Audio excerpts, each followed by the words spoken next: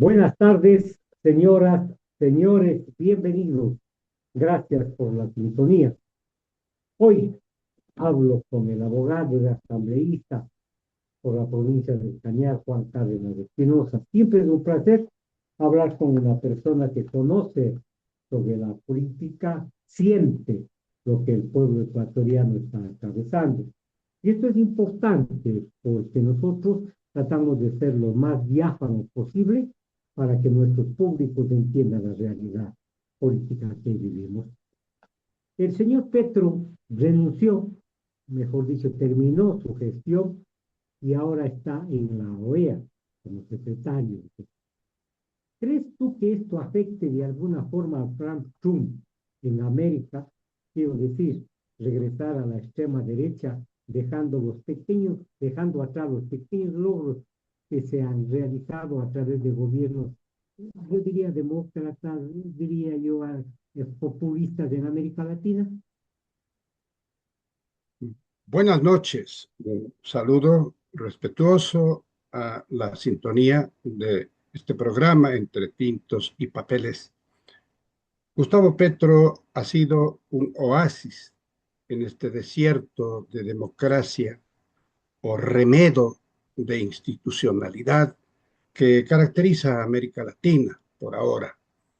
El empeño de reforzar el escudo de las Américas al que ya se adhiere el señor de la Espriela, el señor de Chile, doña Keiko, el presidente de Bolivia, todos ellos muy entusiastas para reforzar a un líder, si así se puede llamar, del imperialismo en decadencia.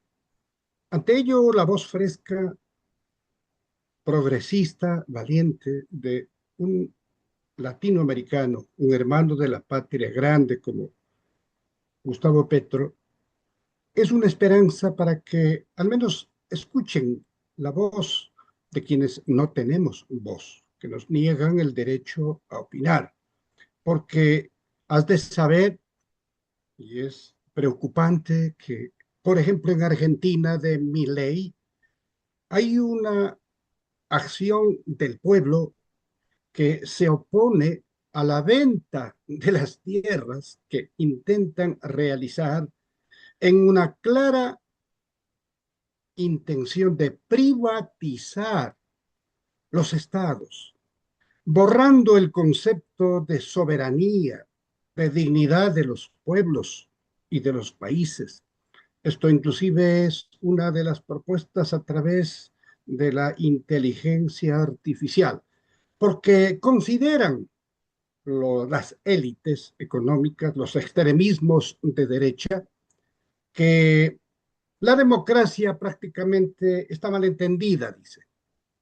Dicen que no puede ser que los pobres, que los marginados, que el pueblo decida con la intención de cambiar el rumbo de la vida de los estados, que no puede ser que su voto sea tan importante como el del empresario, del banquero, de las élites, repito. Entonces, con ese criterio, intentan desaparecer y vaciar de contenido lo que para nosotros es indispensable, que es la democracia, como el gobierno del pueblo, para el pueblo y por el pueblo. Si se vacía este contenido clásico, tradicional y fundamental e indispensable, estamos frente a una avalancha de intentar desaparecer la institucionalidad de los estados en provecho de las élites, porque no me van a decir que las cartas de intención, que las grandes negociaciones financieras de las corporaciones van en beneficio del pueblo. Es todo lo contrario. De tal manera que inclusive acá en el patio, el inmenso volumen de la deuda externa no ha sido para solucionar problemas de la inseguridad, de la salud, de la educación, de la vialidad, sino para cumplir como buenos muchachos con el itinerario establecido y definido por el Fondo Monetario Internacional. Esto es pagar cumplidamente la deuda externa, los bonos, que no esté en manos, repito siempre, de Juan Pihuave, está en manos de los banqueros, de las élites. Por manera que esa concepción de una nueva y rara interpretación de la democracia, que para ellos significa gobernar ellos para su beneficio exclusivo, prácticamente nosotros somos convidados de piedra ante esta propuesta e intención. Pero sí llama la atención y con alguna esperanza que la gente en Argentina no se resigna a esta propuesta, porque vender la tierra a las corporaciones es eliminar el concepto de democracia, de soberanía y de dignidad de los estados. Y por esa línea es que se han alineado quienes hoy impulsan este escudo de las Américas detrás de aquel caballero que sale por el mundo a guerrear con el que pueda, con tal de que no le pidan cuentas ni de su pasado ni de su presente.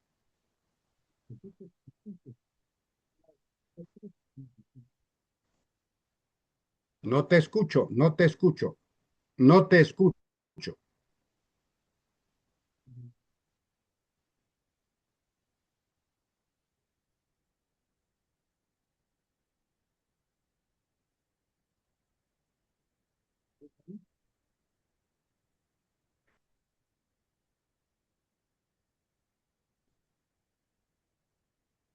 Ali, ¿me escuchas ahí, Juan? Ahí te escucho. Ok, vale. Bien, vamos a editar desde este momento, voy a reformular la pregunta. Esta esperanza que existe para América Latina, para los pueblos de la gran patria, como dices tú, en nuestros continentes, también se va a oponer a una situación gravísima que está pasando en nuestra América. La situación de la imposición de ciertos gobiernos que no son deliberantes, sino ciegamente obedientes, y es más, aterrados de la política expansionista y de sumisión que está implementando el Pentágono. Tal vez estaremos volviendo a la etapa de las décadas de los 60, de los 70, en donde el Plan Cóndor cobró una gran fuerza, porque yo noto en los políticos ecuatorianos y latinoamericanos cierto recelo en, en compartir sus criterios sobre esta situación. Hablemos sobre eso, sobre Plan Cóndor, para ir a la política Monroe, también a la teoría Monroe, para ver qué es lo que pasa en América Latina y entender la situación del Ecuador, porque nosotros, con pesar digo, no somos deliberantes, somos obedientes y damos de examen cada tiempo, Juan. Y nos oponemos y nos resistimos a ser obedientes. El plan Monroe, como el Cóndor, la doctrina Monroe, se complementan. Tanto es así que en la postguerra, después de la Segunda Guerra Mundial y después de que la Unión Soviética hizo todo el esfuerzo bélico desde su capacidad para defender los derechos inmanentes a la libertad, a la democracia, a la autodeterminación de los pueblos y enfrentó con heroísmo al Tercer Reich de Hitler. Entonces, cuando eso ocurrió, nacieron los celos, y esos celos se convirtieron en un rabioso anticomunismo que a este momento se ha reeditado peligrosamente. Y claro, lo que han buscado por todos los medios es desinstitucionalizar a los estados y por esa vía quitarle legitimidad al derecho de representación, al derecho al voto, al derecho a la expresión de su pensamiento, de su punto de vista y de su voluntad a través de los procesos electorales. Así que el momento es muy peligroso para la vida de la democracia, como también para la soberanía de los estados. Y vemos entonces que el gran empeño es ponerse en la fila y muy visiblemente en la fila del escudo de las Américas, para que el gran amo del norte les dé la palmada y eso significa para ellos quizá el logro más importante, a despecho de la postergación de los derechos y garantías de los pueblos latinoamericanos que no se resignan a vivir bajo un régimen de dominación, de imposición, porque simplemente tenemos derecho a la autodeterminación. No somos pueblos guerreros, no incidimos en los grandes conflictos del mundo, pero sí vemos con esperanza, por ejemplo, el surgimiento de una herramienta fundamental como el BRICS, que es la acumulación de voluntades estatales, donde está Brasil, Rusia, China, Sudáfrica y la India, los BRICS, que es una forma de construir el mundo multipolar, no unipolar, no la imposición de una sola voluntad, sino que los estados, a través de sus propias estructuras, sean capaces de llegar a construir sus propias soluciones, y es lo que no quieren permitir los hegemónicos. Así que el mundo se encuentra en un momento muy, muy, muy especial, porque esto de que el plan Cóndor se lo hacía con dictaduras armadas y sanguinarias, ahora se lo hace con la destrucción de la institucionalidad de los países, con el retiro de todas las facultades. De hecho, y con eso intentan mantener un estatus donde las élites están haciendo el gran negocio de su vida. Bien, es totalmente clara tu exposición, pero ahí podríamos nosotros poner un elemento más, sumar un elemento más. La nueva distribución geopolítica en el mundo hace que pese sobre Norteamérica una situación crítica, cruenta, difícil. Pasa la guerra y vamos a ver qué es lo que sucede, pero no está alineado, no está pidiendo o no está imponiéndonos la alineación a nosotros, justamente con las políticas americanas de expansión, en fin. Y estos BRICS que dices tú, no constituyen también una amenaza cierta con movimientos sociales que están despertando en América Latina. Ellos consideran que todo anhelo, todo reclamo, toda conciencia por los derechos y garantías que nacen de la Carta Magna de cada Estado es un acto subversivo.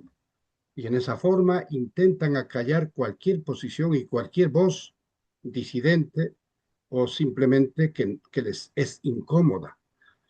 Esta visión vuelve el asunto a que se trata de que hay un Estado, hay una potencia que intenta mantener su hegemonía en forma excluyente, que el mundo no es otra cosa que el patio trasero de esa enorme empresa, de esa gran corporación, que intentan inclusive reforzarla con esta nueva visión a la que han utilizado inclusive la inteligencia artificial para concebir estados que eliminen como la esencia de la democracia la voluntad de los pueblos, porque dice que los pueblos no pueden ser regidos por la voluntad de los ignorantes, de los marginados, de los pobres, que necesitan resolver estos asuntos de Estado las élites poderosas y corporativas.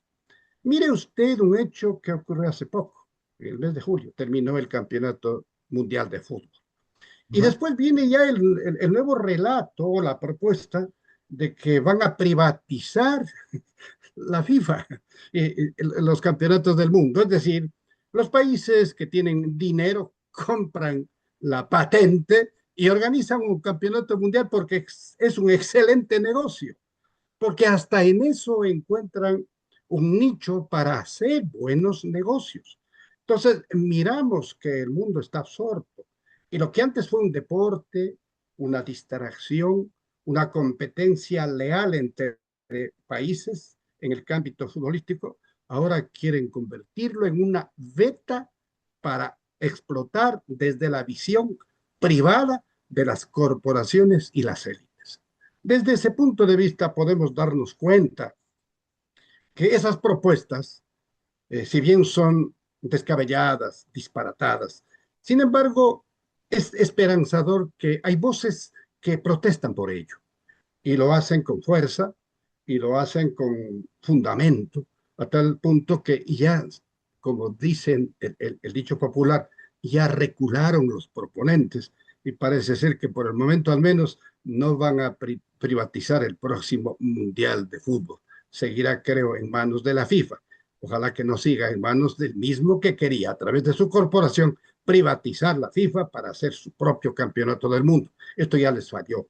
Así que solo por comparar en la explicación que intentamos dar a nuestros queridos oyentes para su escrutinio, queremos demostrar que están cambiando las reglas de juego.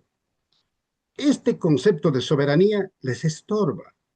La libre determinación de los pueblos es para ellos un estorbo.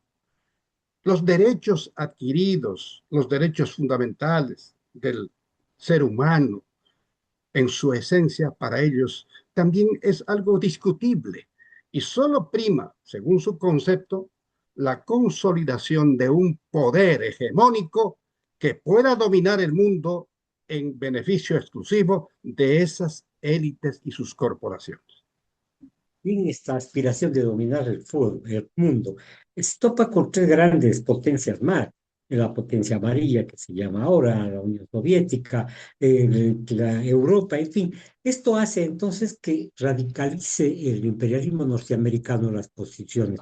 Pero no hay la esperanza con los BRICS de que a lo mejor ingresen otras formas de gobierno. Pongo un ejemplo.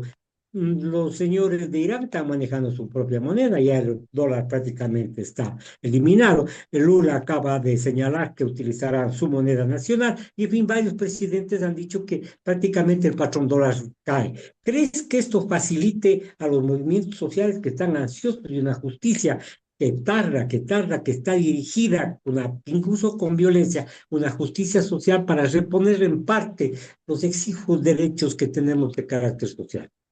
Por eso la represión se manifiesta de diferentes formas. La, la represión es quizá el último resquicio que les queda a los hegemónicos.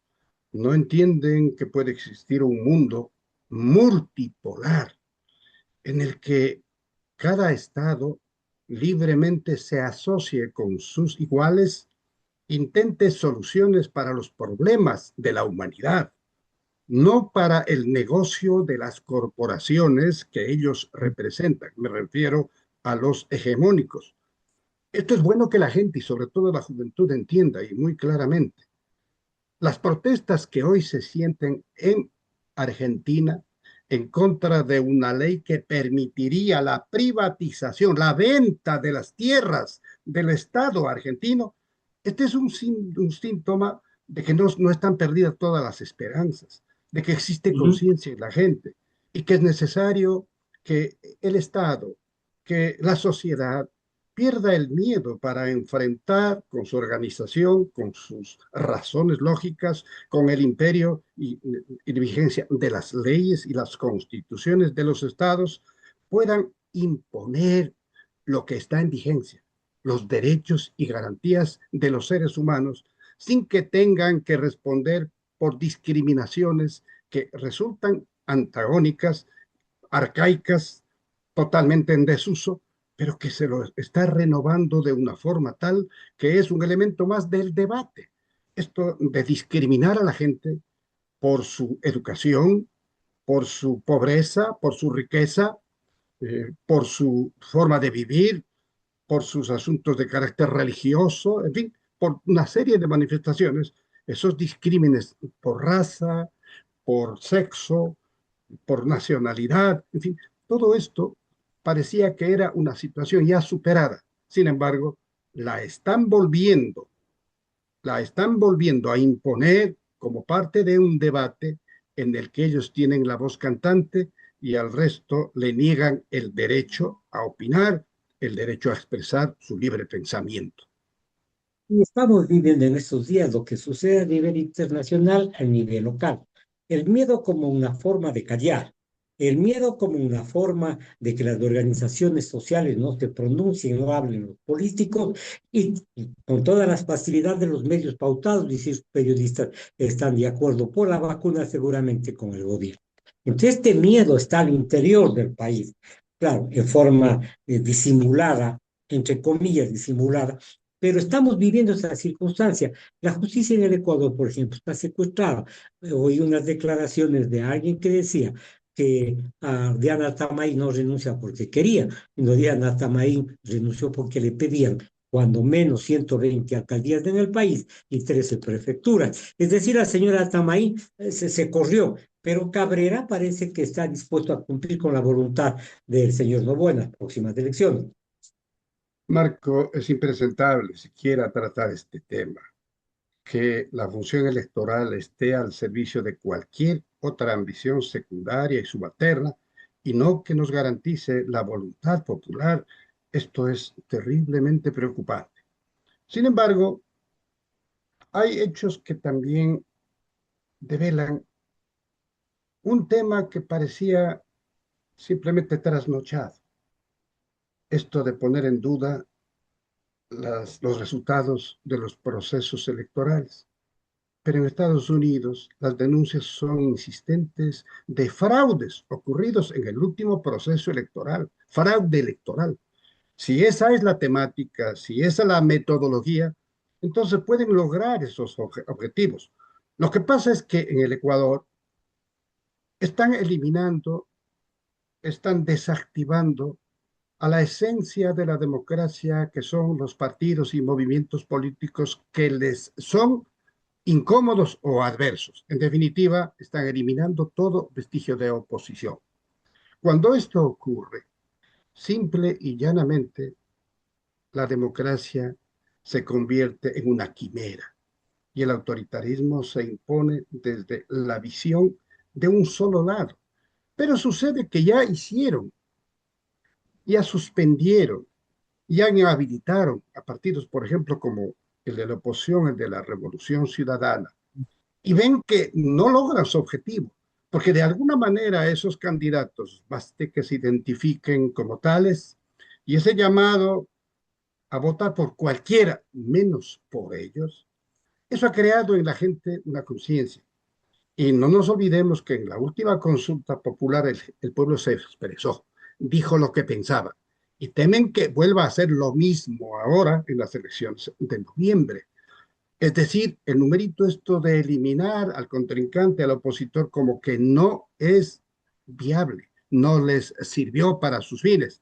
Por esto es que salen voces autorizadas, voces oficiales, a recoger de nuevo y con cuchara todos los episodios y relatos de nuestra reciente historia para intentar echar lodo en contra del partido que hoy tienen proscrito. Ya lo tienen proscrito a la Revolución Ciudadana, pero ya salen de nuevo a decir lo mismo, el mismo relato. Por ejemplo, del señor Balta, que ha sido una víctima de la persecución y que fue secuestrado, en fin. Sin embargo, que argumentan todo lo que a ellos les conviene, ocultan, por ejemplo, que el policía Chicaiza hizo una declaración oficial, lo hizo en forma voluntaria y dijo que fue obligado a hacer esa inculpación en contra del presidente Correa. Pero eso para ellos no tiene ningún significado.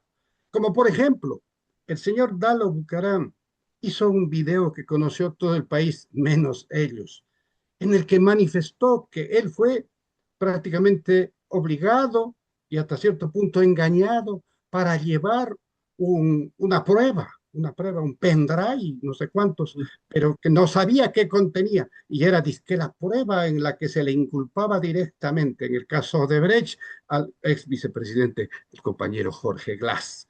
Entonces, esas cosas para ellos no sirven, como por ejemplo, se sabe exactamente desde la visión judicial quién fue el responsable del asesinato de un periodista, del señor Valdivieso, pero insisten en inculpar ahora y hay que volver a renovar esta acusación porque les conviene, porque simplemente no les cuajó el numerito de sacarle del proceso electoral a la Revolución Ciudadana ven que eso no es suficiente y entonces hay que acumular la mayor cantidad de memoria para ellos, de relatos forjados y forzados, en voz de quien debería estar preocupado de otras cosas más importantes que el país requiere desde la visión oficial. Pero esto no ocurre y vean ustedes que puede suceder que en noviembre, que el 29 de noviembre próximo, en elecciones que anticiparon como estrategia de campaña, campaña en la que ya están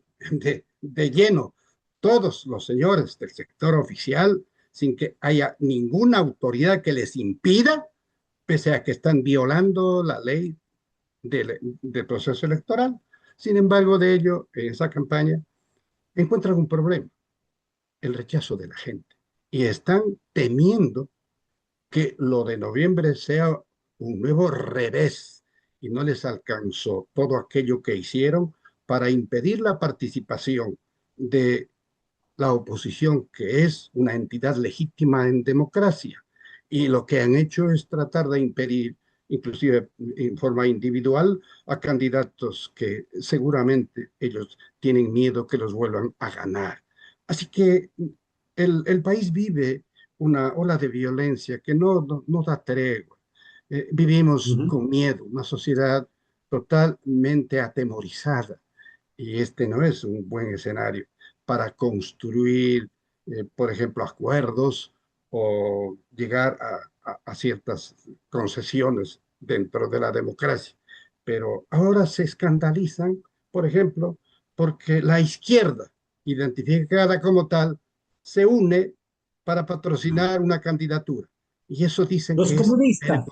que es vergonzoso. Y de nuevo se impone la doctrina de Monroe en el Ecuador, el anticomunismo. Acá no hay comunismo, aquí hay un socialismo progresista. Hay gente que por fin entendió que hay que unirse en contra de una amenaza, en contra de nuestra institucionalidad, en contra del autoritarismo. Así que las cosas están medidas de acuerdo a los resultados de ciertas encuestas y se asustan de pensar que con todo lo que han hecho no alcanzó. Y entonces salieron en estampida, primeramente a hablar de los nuevos, de nuevo los mismos relatos, el Ujú. mismo hecho. Por ejemplo, la refinería del Pacífico.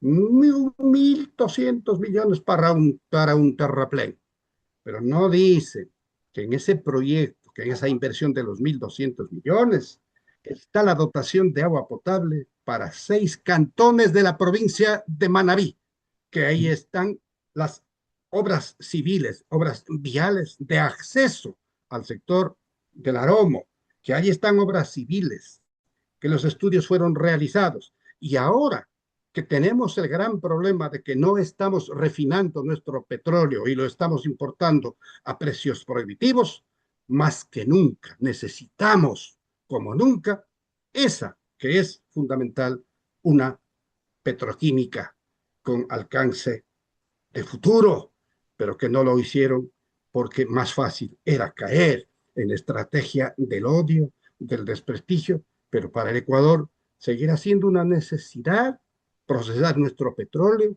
tener nuestra gasolina y no tener que comprar afuera a precios prohibitivos y al gusto del importador, que es siempre el sector privado. Así que, recordando lo que siempre nos dijo un muy querido expresidente, no podemos vender los choclos para comprar las humitas. Aprendamos a hacer nosotros mismos las humitas. Correcto. Muchas gracias, Juan. Volveremos a conversar en poco tiempo más. Gracias, muy gentil. Buenas noches. Buenas noches.